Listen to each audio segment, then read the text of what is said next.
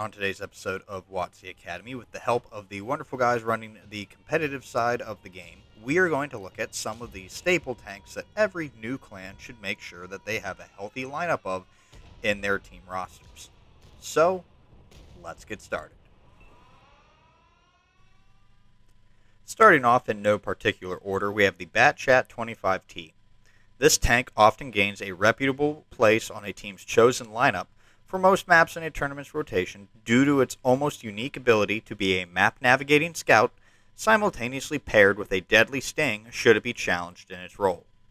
When it comes to gaining enemy position data or setting up an ambush, this little cruiser is not to be trifled with.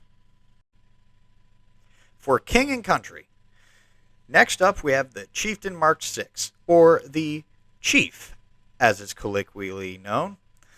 This British beast assures itself very well. Reliable brings firepower and assurances to the battlefield with its sturdy turret and extremely forgiving 120mm main gun. If left alone on a ridge, it will tear up armor until there's nothing left. The Polish nation on World of Tanks console only recently received its medium branch in the last couple of years, but immediately earned its place on the comp roster as an extremely mobile medium. The CS-63 is able to traverse a battlefield almost as fast and even faster than some lights, while still being able to stand its ground if challenged for position. When you want firepower paired with rapid reactions, this is one strong option you certainly want to consider. Now, if the Chieftain Mark 6 is the English gentleman, then the Valor T95/FV4201 is the British brawler. What sets this Chieftain variant apart, however, is the trade-off from less frequent firing to packing a bigger punch. And don't be fooled, it can certainly take one too. The Valor is no softy with its thick, well-angled turret and fairly decent sides paired with a short profile and good gun depression. Whilst the Mark 6 is laying down cover fire to its opposition from the hills, its brother is driving right into and through them. As a premium tank, these two are unable to be naturally researched, but with the XP conversion or a lucky earn or contract op in rotation, be sure to keep an eye on a way to retrieve this monster for your collection and your victories. Next up, we have a tank that people often believe should be reclassed as a heavy tank, the T110E4. This US Tier 10 TD has a reputable status amongst players, and for good reason too. It pairs destroyer armament with heavy tank defensive capabilities. Granted, it's not immune to damage, but for every hit it takes, it has a reasonable chance to avoid taking it. It will give it back twice as hard and with zero of the effort. This is one every player must have for their collections, and is frequently featured for most maps where a Tyran is not preferable. So be sure to work your way and get tearing into some armor soon with this vehicle. A speedy Soviet pancake. There's very few dedicated scouts that can compete with the T100 LT. It's fast, camouflaged, tiny, and accurate, thanks to zero movement accuracy penalty during hull rotation. A more common option for maps with wide open fields, so it can stretch its legs.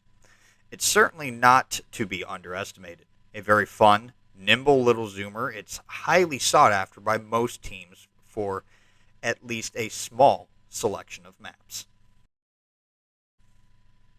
Oh yes, the mighty IS-7. This tank has been a staple on any World of Tanks roster ever since its introduction, and for comp, it's a fairly identical story. This 70-ton monster is a favored choice for teams looking to defensively and offensively engage their opponents. With its sturdy hull and near impenetrable turret, low profile, and good top speed, there's no question it's as deadly to fight as it is enjoyable to play, and highly recommended for any player to obtain. Big gun, big alpha, big tank.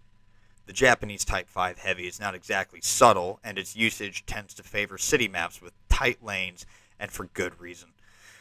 Whilst slow and cumbersome, its thick armor and huge HE splash potential, but with a very good 330 penetration heat round, makes this tank a very strong option for certain lineups, and it's almost expected to be seen.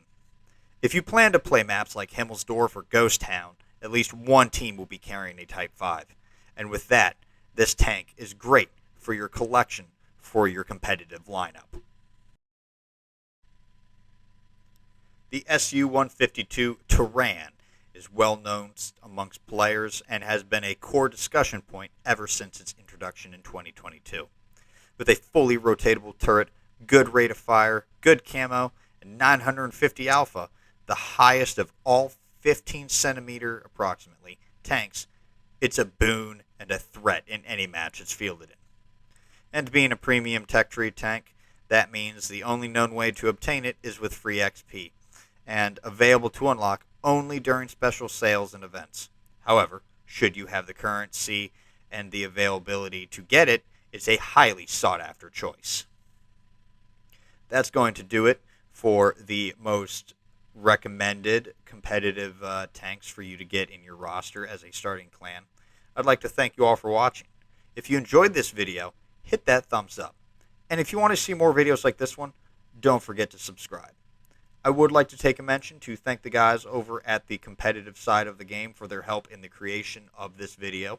I also would like a moment to thank DaveGM for the graphics that he created specifically for this video. But until next time, this has been Darren of WotC Academy.